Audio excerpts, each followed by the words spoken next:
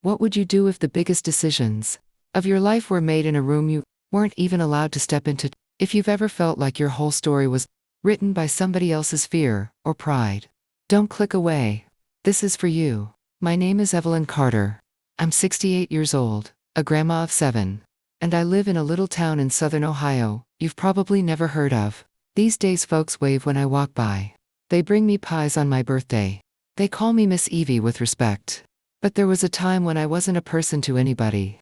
I was a payment. Before I tell you how my daddy used me to wipe away a debt, I want to ask you for one thing. If you're listening from anywhere in this big old world, tell me in the comments where you're from. And if you've ever felt trapped by your family's choices, someone is going to read your words and feel less alone. Stay with me, because what I'm about to share shook the way I see love, God, and myself. I was born in 1955, in a leaning gray house at the edge of a coal town. My daddy, Frank Miller, worked down in the mine when there was work, and in the bar when there wasn't. My mama, Ruth, mended clothes for half the women in town, and prayed for the other half. We were poor, make no mistake. But Daddy would rather die than let anybody say it. Folks can call me a drunk, he'd mumble. But they won't call me a charity case. His pride was bigger than our cupboards were full. I was the 4th of 5 kids, and the only girl. You'd think that would have made me special. It didn't. It made me useful. Boys need their schooling, Daddy said. A girl needs her hands. When I was 13 and my teachers wanted to move me up a grade because I was doing so well, Daddy yanked me out of school instead. That's enough books, he said, not looking me in the eye. Your mama needs help. Reading won't put food on the table. He said that while standing in a kitchen where the cabinets were almost bare. If you've ever had a gift treated like a problem, you already know the sting that settled in my chest that day. Our house was full of rules that all came down to the same thing. Don't embarrass your father. Don't laugh too loud. Don't sit on the front steps. Don't talk to boys at the store. Don't mention money. Don't let nobody know we're struggling. Shame was like another piece of furniture in that house. It sat at the table with us. It slept in the bed with my parents. It watched every move I made. When I was 16, my favorite teacher, Miss Harper, came by one afternoon. She stood on our front porch in her Sunday dress and asked if I could apply for a scholarship. She's bright, Mr. Miller, she said. College could change her life. Daddy's jaw clenched. I still remember how his fist closed around the doorframe. We don't need charity, he snapped. My daughter's place is in her home. Thank you kindly. He slammed the door so hard, the glass rattled. I cried that night without making a sound. Not because of college, that word didn't even feel real to me. I cried because, for the first time, I saw it clear. I wasn't my own. I was his. His proof that he wasn't a failure. His housekeeper. His quiet, dutiful girl. You might be thinking, why didn't you run? Why didn't you fight? When you grow up being told your thoughts don't count, you forget they ever could. The year I turned 18, the mine cut workers again. Daddy came home one Friday, with black dust on his shirt, and something worse in his eyes, panic. There's other jobs. Mama whispered that night through our thin bedroom wall. There's bills. He shot back. And I'm already 3 months behind at Kohl's. Kohl's General Store was where everybody in town got their groceries, nails, feed, medicine, gossip, everything. Mr. Nathan Cole kept a careful little notebook on every family. What you owed. What you'd paid. What you never would. I didn't know it yet. But my name was already written in that notebook, long before I met the man himself. One evening, I heard the rumble of a truck outside and the heavy knock of a man used to getting answers. Daddy told me and Mama to stay in the kitchen. Women don't need to hear about money, he said. But I heard anyway. I heard my father beg. I heard the store owner say words that turned my stomach to ice. I heard my own future sold, in a calm, flat voice, over the clink of coffee cups. Maybe, Mr. Cole said, we can settle this another way. Right there, on a sticky summer night, in a sagging Ohio living room. A man I had never spoken to decided I'd be his wife, and I had no idea that the man who bought my future was hiding a secret so deep that, one day, it would set us both free. If you've ever walked past a closed door and known your whole life was changing, on the other side, listen close. This part still makes my hands shake. I was drying dishes when I heard the truck door slam. Heavy boots came up our front steps. Mama's eyes met mine, and I saw it. Fear, The old familiar kind. Evie, stay in the kitchen, Daddy said. This is man's talk. Man's talk. Money talk. The kind of talk that decides what women will live with. I moved to the doorway anyway, and stood just behind the wall. I couldn't see them, but I could hear every word. Frank, I can't carry you no more, came Mr. Cole's voice, calm, tired, like he'd said this 1,000 times before. I just need time, Daddy said. His voice had a wobble I didn't recognize. The mine's cut in hours, but it'll pick up. You've been saying that 6 months. Papers rustled. I pictured that little notebook he always carried. You owe me for groceries, fuel, medicine. You're too far under. My heart sped up. Under. That word felt like it belonged to all of us. I got kids, Nate, Daddy said. What am I supposed to do? Let Em starve? There was a long pause. The old clock on the wall ticked like it was counting down to something. That's why I came myself, Mr. Cole finally said. You ain't got cash, but you got something else. My skin went cold. I didn't know what he meant, but I knew it wasn't good. What's that supposed to mean? Daddy asked. You got a daughter. He said it the way you'd say, you got a cow, or you got an extra chair. Not like he was talking about a person with a beating heart and a favorite book hidden under her mattress. I gripped the dish towel so hard my knuckles turned white. She's a good girl, Mr. Cole went on. Quiet, works hard. I seen her help her mama at the store. She's of age, ain't she? Daddy didn't answer right away. I could almost hear him thinking, adding up cans of beans and sacks of flour in his head. She's 18, he said at last. 18. Old enough to vote. Old enough to marry. Not old enough, apparently, to have a say. Here's my offer, Mr. Cole said.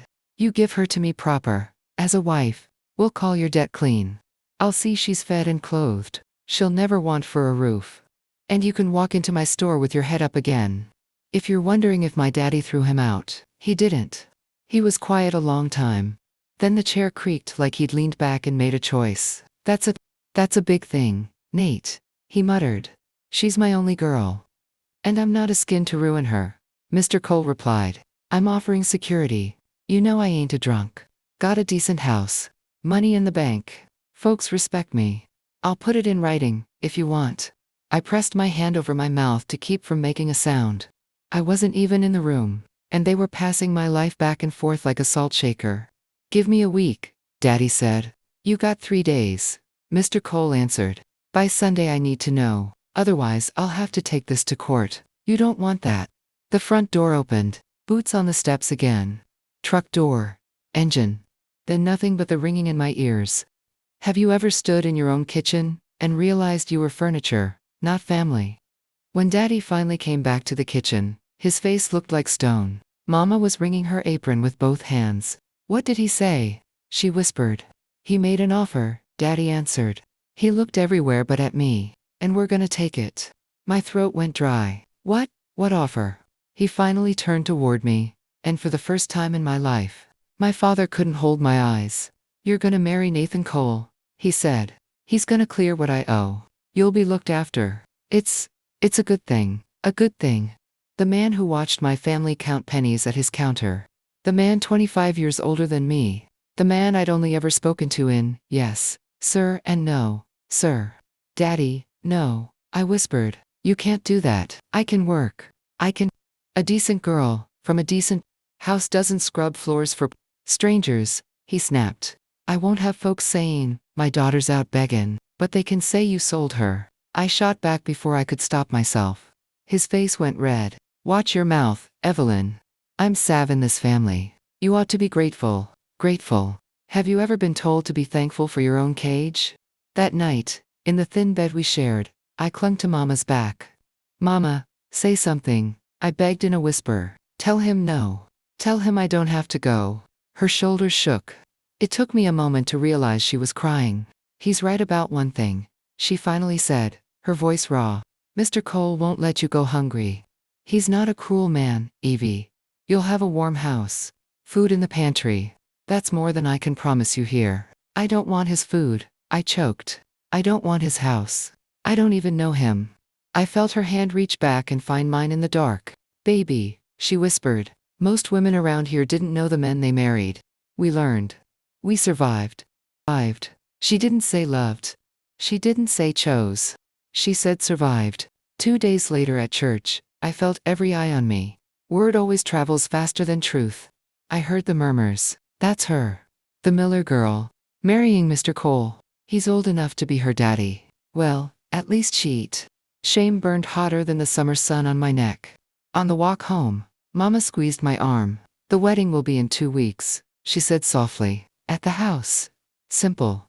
Just family, and the preacher. It'll be over quick. Over quick. She meant the ceremony. I thought she meant my life. If you think it can't get more complicated than they 10-18. Your old girl handed to a man she barely knows, stay with me. Because the first night in his big, quiet house, Mr. Cole told me the secret he'd hidden for 30 years. And that secret is the reason I'm free today. Have you ever watched yourself in the mirror and thought, this looks like a wedding, but why do I feel like I'm walking to a courtroom? That was me. 2 weeks after that talk in our living room, Mama was fastening the back of a simple white dress she'd sewn from leftover fabric and an old curtain. You look beautiful, Evie, she said, her fingers trembling at the buttons. I looked at the girl in the cracked mirror. White dress. Shaky smile. Empty eyes. People say a bride glows. I wasn't glowing. I was disappearing. The wedding was in our front room. We pushed the old sofa against the wall and brought in extra chairs. The preacher from the church came. With a little black Bible, my brothers stood in the back, lined up like fence posts. Mr. Cole wore a dark suit that fit him well. His hair was more gray than brown now, and for the first time I noticed the deep lines around his eyes. He held his hat in both hands like a boy who'd been called to the principal's office. When I walked in, everyone turned. The room went so quiet, I could hear the clock ticking. Dearly beloved, the preacher began, we are gathered here today. I won't lie to you. I barely heard the words. My head was buzzing. I remember only bits. Love, honor, and cherish. Till death do you part. Do you, Evelyn, take this man? I opened my mouth, but no sound came out. Evie, Mama whispered from behind me, just breathe.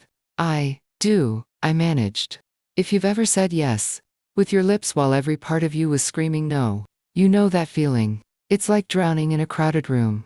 When the preacher told him he could kiss the bride, Mr. Cole leaned in slowly, like he was afraid of spooking a wild animal. His lips brushed my cheek instead of my mouth. The room let out a polite sigh. Someone clapped. And just like that, I belonged to a man I didn't know. The reception was coffee, ham rolls, and a store-bought cake with thick white icing.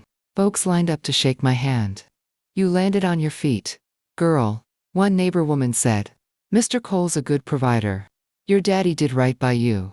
Another whispered. Not many men would clear a whole debt like that. Right by me. No one asked how I felt, only if I understood how lucky I was. Across the room, Daddy stood taller than I'd ever seen him. Chest puffed out, laughing too loud. The shame he'd carried for months was gone. His tab was clear. His friends knew it. He never met my eyes. By late afternoon, the guests were gone. The house was a mess of paper plates and coffee cups. Daddy clapped Mr. Cole on the shoulder. You take good care of my girl, he said. I'll do my best, Mr. Cole replied quietly. Mama hugged me so tight I could hardly breathe. You write me. Here. She whispered into my hair, and listen to your husband. Listen to your husband, not listen to your heart, not listen to yourself. On the truck ride to his house, the sun was going down. The sky was purple and gold, but all I could see was my hands in my lap. You warm enough? He asked. Yes, sir, I said automatically. He winced a little. You don't have to sir me anymore. Nathan is fine. Or, Nate, if you like. I couldn't make my tongue shape his first name. Not yet. If you've ever sat next to someone in total silence, and still felt trapped, you know that ride. His house sat on a hill at the edge of town. I'd seen it from the road before.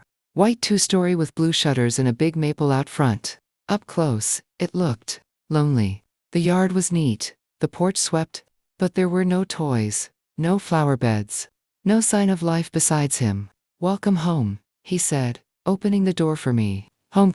The hallway smelled like lemon oil and old paper. There was a tidy living room, a small dining room, and a kitchen that looked like no one ever cooked in it. Everything was in its place. Too much so. Your room is upstairs, he said. Well, our room.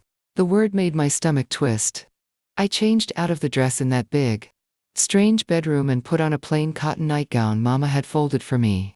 I sat on the edge of the bed, hands in my lap, listening to him move around down the hall. Every story I'd ever heard about wedding nights rushed into my mind in broken pieces. None of it made sense, but all of it scared me. Have you ever been more afraid of the dark in your own room than you were as a child with monsters under the bed? That was me when he knocked. Evelyn. His voice was soft. May I come in a moment? Yes, I whispered. He stepped inside, not looking at me at first. He held an old wooden cane I'd never noticed at the store. His left leg moved stiffly, like it didn't quite belong to him. I won't stay long, he said. There's something I need to tell you. He swallowed. Before we start this life together. My heart hammered so hard I thought I might faint. Was he going to tell me his demands? The rules? Was he going to say what he expected me to do on that bed behind me? He took a breath like a man going underwater. Evie, he said, still staring at the floor. You deserve to know the truth about me, not the man behind the counter. The rest of it. He lifted one hand and tapped his bad leg with the cane. When I was 20, he began slowly, before I had the store. I worked down in the mine with your daddy. There was a collapse. Rock came down on my lower back and hips. I lived but he paused, and for the first time since I'd met him, I heard real shame in his voice. But some things didn't come back. He finished. From the waist down, certain parts of me don't work like they should. I can walk some, I can work. But I can't be a husband in the way men usually are. I can't father children, I can't perform at all. He said the last word so quietly, I almost didn't hear it. If you've ever watched the person you feared most suddenly look small and broken in front of you, you know what I saw then. Not a buyer, not a boss, a lonely man, terrified of his own truth. I shouldn't have made that bargain with your father the way I did, he went on, voice rough. I assumed he'd talk to you. Ask you. I see now he didn't. That's on me. I was desperate not to grow old alone. He finally raised his eyes. There was no hardness there, just worry. I need you to understand this, Evie, he said. I will never force myself on you.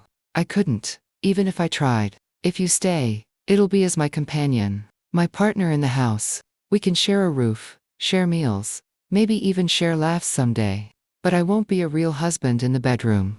And if that's something you want, need, I won't hold it against you if you decide you can't do this. I'll clear your daddy's debt anyway. He was giving me a door I hadn't known existed. For the first time in my life, someone was looking me in the eye and saying, you get to choose. I didn't answer right away. There was relief, yes, but also grief for children I might never have. For a normal life I'd never even had a chance to imagine. Can I think about it? I finally whispered. Of course, he said at once. I'll sleep in the room down the hall. You take all the time you need. He turned to go, then stopped at the door. I'm sorry, he added quietly, for how you were brought here. Whatever you decide, I won't speak a harsh word about you. Not to anyone. The door clicked shut behind him. I sat there on the edge of that big bed, alone in a stranger's house, holding two new truths. My father had traded me, and the man who bought me had just become the first person to offer me a say. Have you ever stared at a ceiling all night and felt your whole life hanging on a word you haven't said yet? That night, I didn't sleep. I lay on top of the covers in my cotton nightgown, staring at the crack that ran across the plaster. Somewhere down the hall, I heard a floorboard creak. Then quiet. I wasn't afraid of what he'd do to me anymore. I was afraid of what I'd do with this strange new thing I'd never had before. A choice. Part of me wanted to run back home, even knowing what home meant. Daddy's raised voice. Mama's tired eyes. The little boys in boots that were too small. Another part of me kept seeing Mr. Colnate standing in my doorway, shoulders bent, like the weight of his own body was too much to carry. A man who'd been crushed once underground, and again by his own shame. If you've ever felt torn between the hurt you know, and the unknown that scares you, you understand that night. Sometime near dawn, I sat up. My hands were shaking, but my thoughts were clear in a way they'd never been. Running home meant going back to being a debt, a burden, a problem to hide.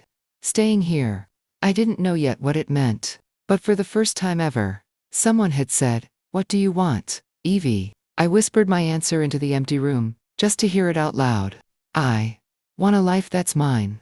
I found him in the kitchen after sunrise, sitting at the table with a mug of coffee and that cane leaning against his chair. He looked like he'd been there a long time. He stood up too fast when I walked in, almost knocking the cane over. "Morning," he said. "There's coffee, if you like." "I don't," I answered. My voice surprised me, small, but steady. "But, thank you." We stood there in that awkward space between strangers and something else.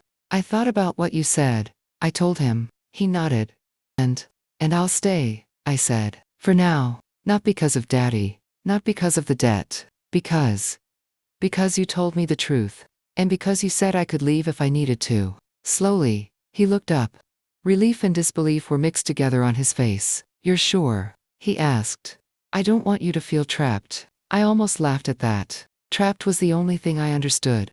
"I already know what trapped feels like," I said quietly. This feels different. Scary, but different. If you've ever chosen the scary unknown over the familiar pain, you know that tiny flicker of courage I felt then. "That means more than you know," he said. If at any point you change your mind, you tell me. We'll figure something out. I promise you that. A promise. Not a command. Not an order. A promise." In those first weeks, we moved around each other like two skittish cats in the same house. He slept in the room down the hall. I stayed in the big bedroom. Doors stayed open at night. There were no raised voices, no slammed fists, just a polite distance. At breakfast and supper, we sat across from each other like we were at a very long, very quiet table, even though it was small. "How's the food?" I'd mumble. "Good. Thank you." He'd say. Silence. One night, after too much of that silence, he cleared his throat. "You don't have to just sit here, you know," he said. "You can help at the store if you'd like. Or stay home. Or go into town. You can choose." That word again. Choose. Help. At the store. I repeated, not trusting what I'd heard. "Behind the counter.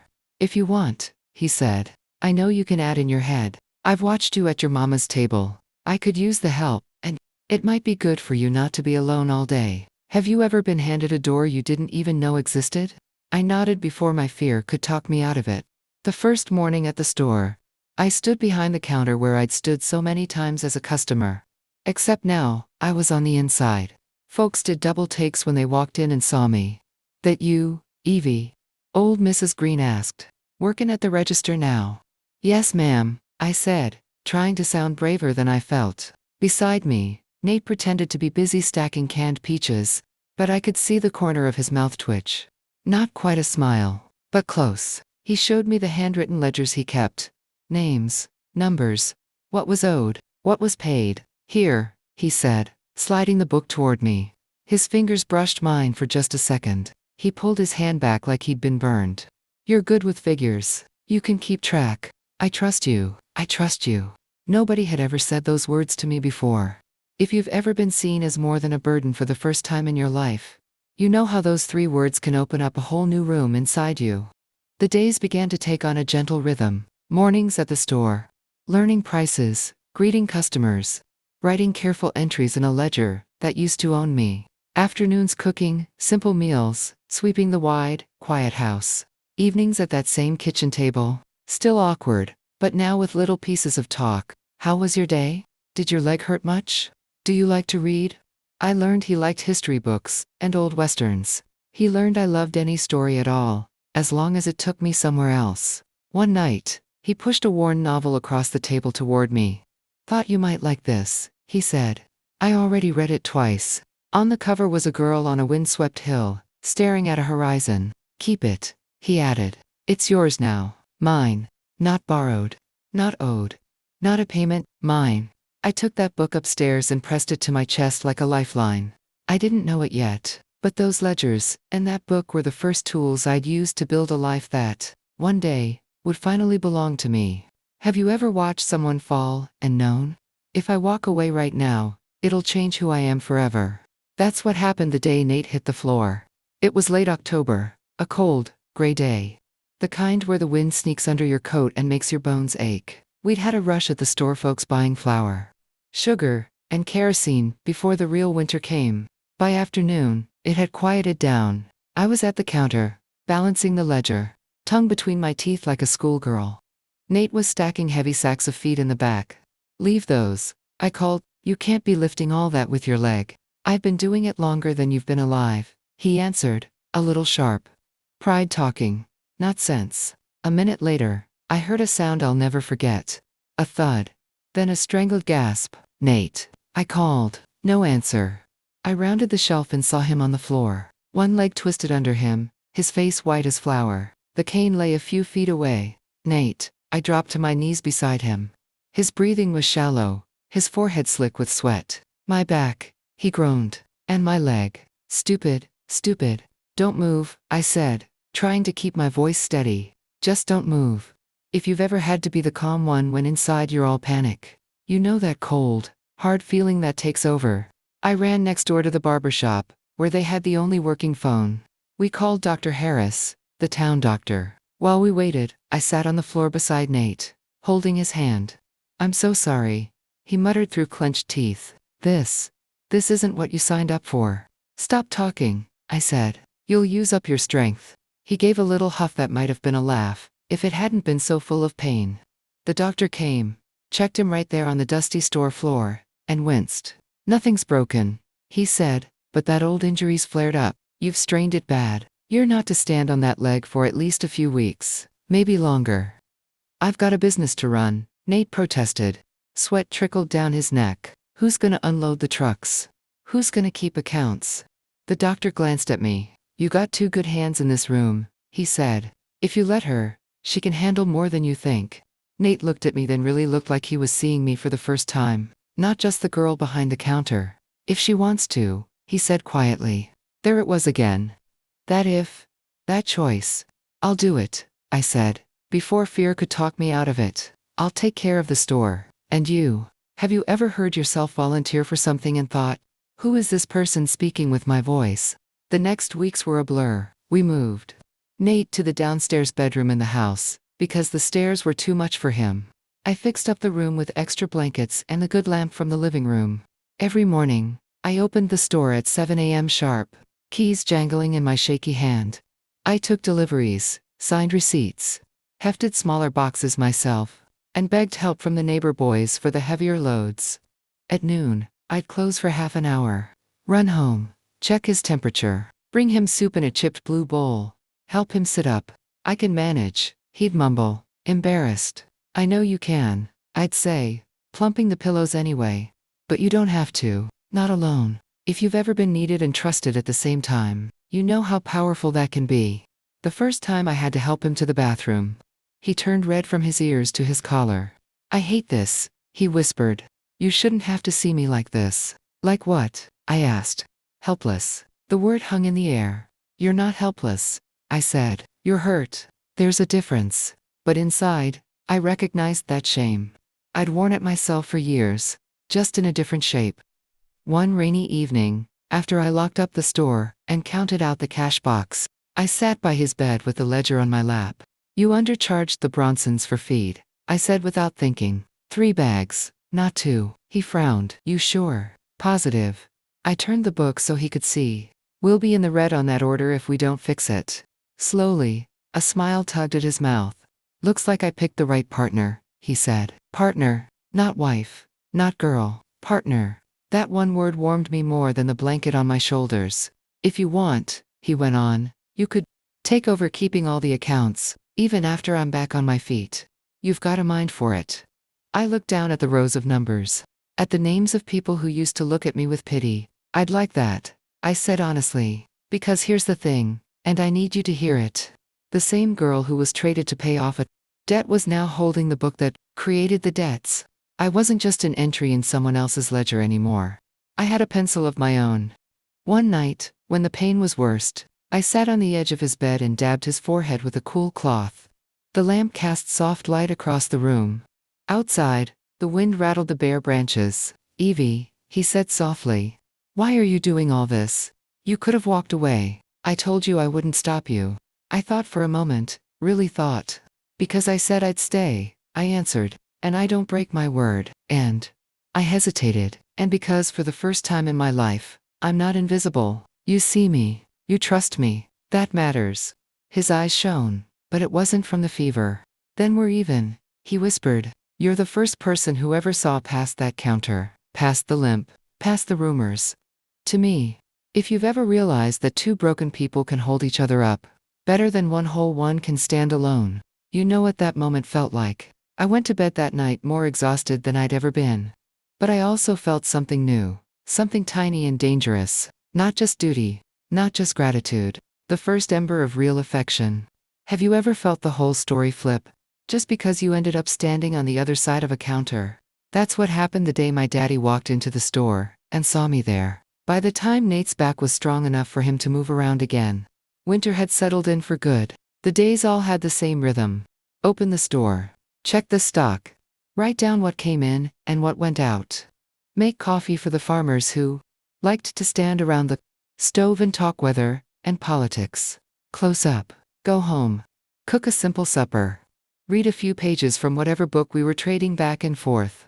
I stopped jumping every time Nate came into the room. He stopped apologizing every time he needed my help to stand. We eased into a kind of quiet comfort. He still slept down the hall, and there was still a line we didn't cross. But the space between us wasn't empty anymore. "You're better at this than me," he said one night, watching me add a column of numbers, without touching the paper with my finger. "I always have to I shrugged, but inside, I glowed a little. If you've ever discovered you're actually good at something after being told you're only good for chores, you know that warm, shy feeling. The town started to see me differently, too. "Afternoon, Mrs. Cole," the postman said one day, tipping his cap. "Mrs. Cole." The first time he said it, I looked over my shoulder to see who he was talking to. "You run in this place now?" one of the farmers asked with a half smile. "Both of us are," I said, surprising myself. "We're a team, a team." A far cry from a debt. I thought I was done being traded. I was wrong. Because some trades don't involve money. They involve loyalty. And I was about to find out who I stood with. It was late February when it happened. Snow had melted into gray slush. The bell over the store door had been quiet most of the morning. I was restocking coffee tins when it chimed. "Be right with you," I called, wiping my hands on my apron as I walked back to the counter. Then I saw who it was. Daddy. He hadn't set foot in Kohl's since the wedding. Not once. Not for nails. Not for bread. Pride can make a man walk an extra mile to the next store if it keeps him from facing himself. "Afternoon," I said, my voice a little too high. He looked older, thinner, more gray at his temples, more lines around his mouth. His eyes flicked to me, then around me, like he was looking for Nate. Your husband here?" he asked, rolling the word around like it tasted strange. "He's in the back," I said. "You can tell me what you need." He shifted his weight, cleared his throat. "I'd rather speak to the man of the house," he muttered. Something in me, something small but steady, stood up. "I run the counter," I said quietly. "You can talk to me. Have you ever heard your own voice come out stronger than you thought it could?" He hesitated, then let out a long breath. "Fine," he said. "I need flour, beans, oil, sugar. Put it on my tab." I opened the ledger and ran my finger down to find his name. There was a line drawn under the last entry, a zero beside it. Nate had wiped my father's debt clean the day we married. "Your page is clear," I said. "You don't have a tab anymore." "That's right," he said quickly, "and I need you to start one again. Just for a bit. Work's been slow." Old words. Familiar ones. My hand tightened on the pencil. "Daddy," I said slowly, "we don't do long-running tabs anymore. New rule. Folks pay what they can each time. A little up front. At least."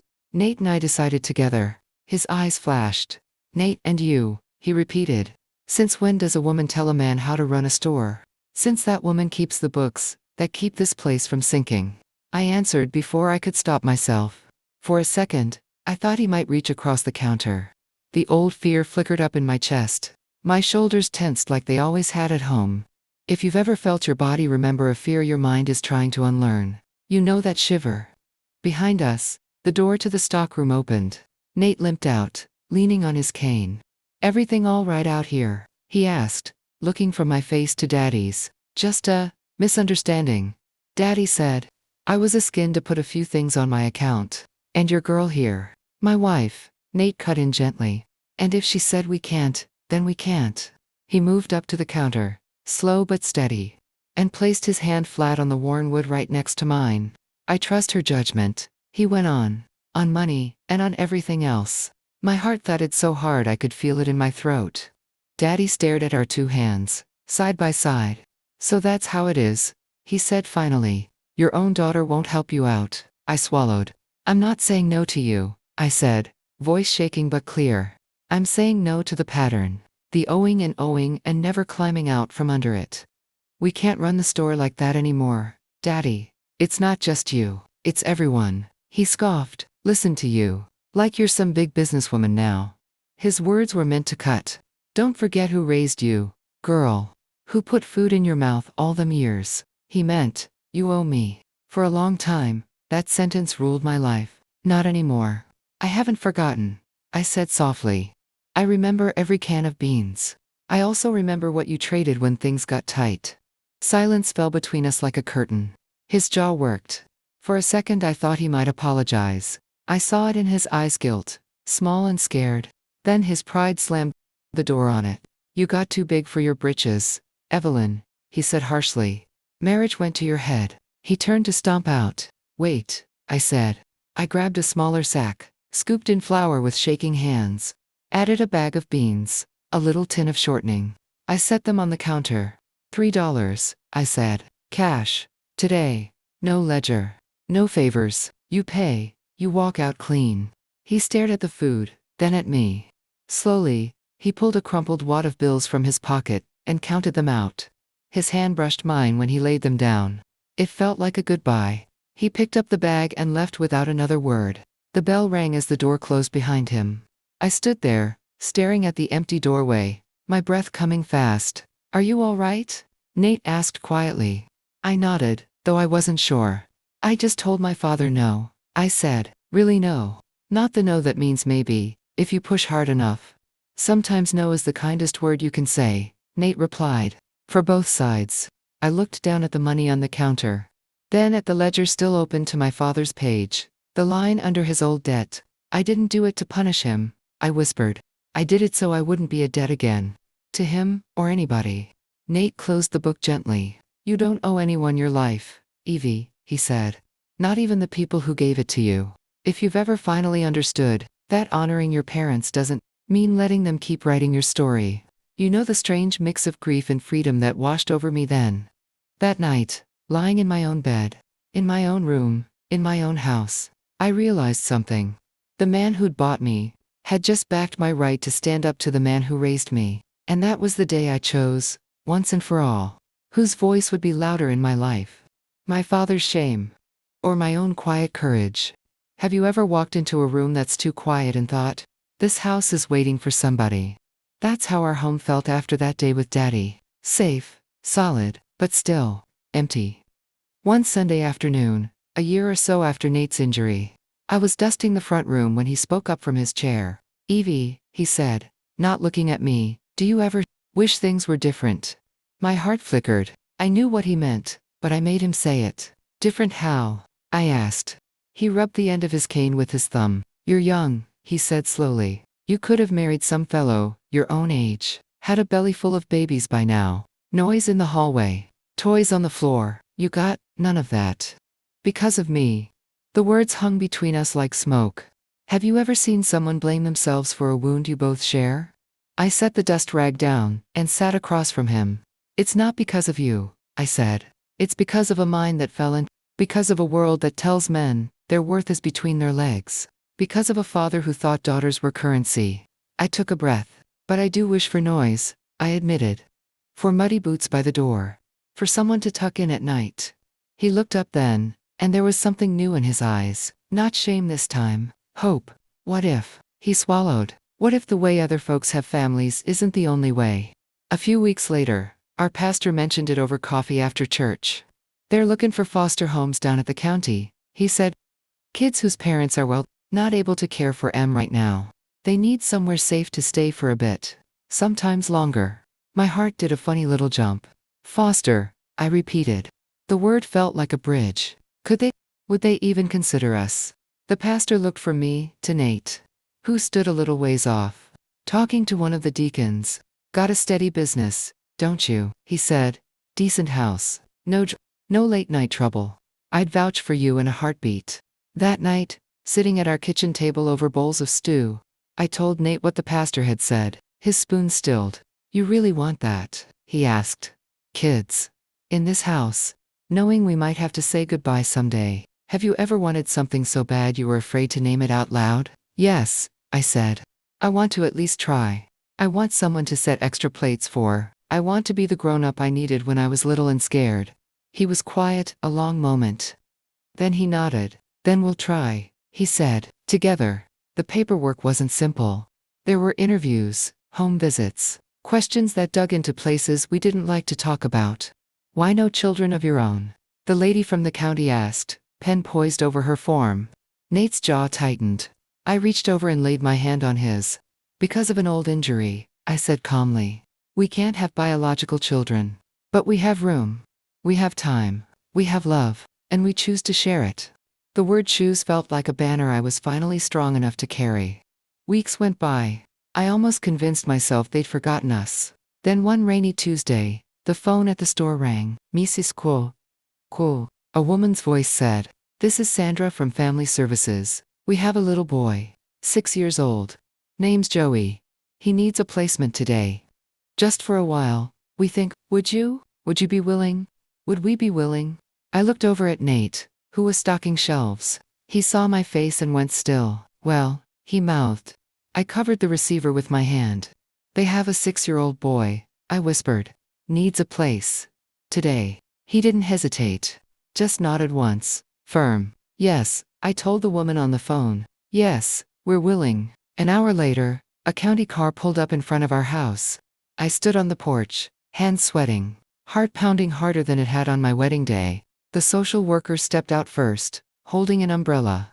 Then a small, thin boy climbed out behind her, clutching a grocery bag with both hands. His coat was too big, his jeans too short. His eyes were all suspicion and hunger. Joey, the woman said, this is Mr. and Mrs. Cole. You'll be staying with them for a little while. He didn't say a word. Just stared at the ground. Hi, Joey, I said softly. I'm Evelyn. This is Nate. You can call us whatever feels okay to you. Have you ever seen your whole heart walking toward you in shoes 2 sizes too big? We showed him his room fresh sheets. A second-hand quilt I'd washed twice. A little stack of books on the nightstand. This is all. For me? He asked, voice barely above a whisper. All yours, I said. You don't have to share unless you want to. That night, after mashed potatoes and fried chicken, after cautious questions, and one very shy smile, I knocked on his bedroom door. You want the light on or off? I asked. He thought a long time. Door open, he said finally. Light off. Door open. I understood that feeling more than he could know. Deal, I said. I read him a story about a brave little train that thought it couldn't make it up the mountain. His eyes drifted closed before I got to I knew I could. I stood there in the doorway, watching his small chest rise and fall. And something settled in me. This boy wasn't paying off anybody's debt. He wasn't here to prove anything to the town. He was here because we chose him. And in choosing him, we were finally, fully choosing ourselves. Have you ever had something that was supposed to be just for a while? And then one day you realize, this is my forever now. That's what happened with Joey. The county lady said, a few weeks, maybe a couple months. Weeks turned into seasons. Joey started first grade in our town. I packed his lunch in a brown paper bag and cried in the doorway after the bus pulled away. Nate pretended he had dust in his eyes that whole morning at the store. At first, Joey called us Miss Evelyn and Mr. Cole. Then, just Evelyn and Nate. One night, when he was half asleep with a fever, he mumbled, Mama, and reached for my hand. I didn't correct him. Have you ever been given a name you were terrified to want? We went to court 3 times that year. His birth mother didn't show. His father never answered the letters. The last time, the judge folded his hands and looked right at us. Mr. and Mrs. Cole, he said, this boy needs permanency. You've provided a stable, loving home. Are you willing to adopt him? Willing. If only that word had been asked of me at 18. Yes, Your Honor, I said, before Nate even had time to breathe in. We are. Nate squeezed my fingers so hard my knuckles popped. A few signatures later, the gavel came down with a sharp rap. With that sound, A boy without a safe place got a family, and a woman who'd been traded like a sack of flour finally became a mother by choice. We didn't stop with Joey. Over the next 10 years, other children came through our front door. Some stayed for 3 months, some for a year, some just for a few nights until a grandma or an aunt could be found. A few, like Joey, stayed forever. Our quiet house filled with little shoes lined up by the door, school papers on the table, laughter, tantrums, crayons broken in half, arguments over who got the last biscuit. We made mistakes, raised our voices sometimes, said sorry a lot. We learned, why can't I go back to my real mom? A 9-year-old, named Carla, sobbed into my lap one night. I stroked her hair and swallowed my own tears. I can't answer the why, baby, I said. But I can promise you this. While you are here, you are real to me. Real daughter, real love, real home. If you've ever loved someone you knew might leave, you know that special kind of brave. Years passed in a gentle blur. Joey grew tall, then taller than Nate. He helped at the store after school, grumbling about it the way teenagers do, but never missing a shift. Remember when I thought I'd fall through this porch? He asked me once, grinning. I was so little then. You were never little in my heart, I told him. He looked embarrassed and hugged me quick, like boys do when they're still figuring out how to be men. One hot July afternoon, when Joey was about 20, he came home with a girl named Hannah. Quiet eyes, nervous smile. Ma, he said, rubbing the back of his neck. This is Hannah. We're expecting a baby. My mind flew back to my own wedding day. 2 words like trade and debt. To a life handed to me like a bill. I took a deep breath and stepped forward. Then we'd better get another chair for this table, I said. Nobody carries a baby alone in this family. Hannah burst into tears and hugged me so tight I could hardly breathe. That was the day I became a grandmother in waiting. Now I'm 68. Joey is a father of 3. Some of the other children, who pass through our doors, still send cards on Christmas. With crooked handwriting and new last names. Nate's cane stands in the corner by the front door, right where he left it the last night he walked out on that porch.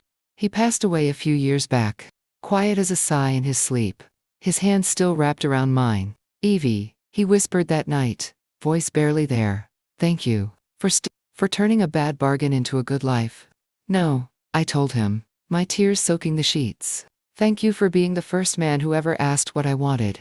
He smiled that shy, tired smile of his. Then he was gone.